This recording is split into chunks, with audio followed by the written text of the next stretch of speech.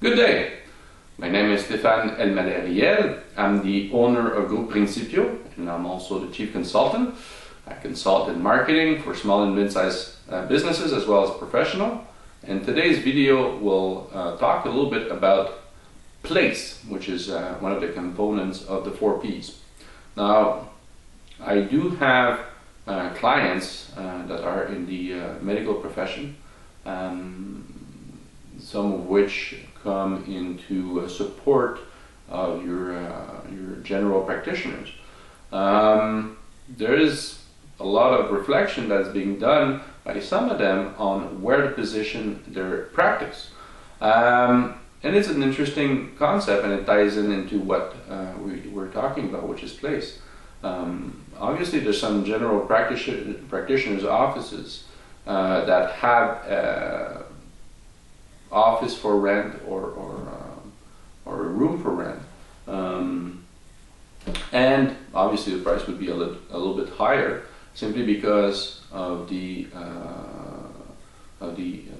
clients that already are coming into the clinic.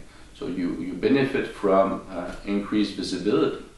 Having said that, sometimes you have to question the higher price versus, for example, renting something that's going to be maybe a little bit lower price-wise, but a little bit more removed, maybe a block, 2 blocks away, and with a good strategy to get you known by those general practitioners. Maybe you'll have the same amount of walk-ins. Obviously, it's something that you have to work at. And you do actually have to work at it, even though you may rent into that next to those general practitioners that might make references to you. It's not because you're in the same building. I have a case for one of my clients. They actually made that decision to rent into that type of environment, and the references don't necessarily come as much as they would like. Obviously, they're in the same place. They have to get their services known. They have to promote it. They have to do all of the things. Being into a highly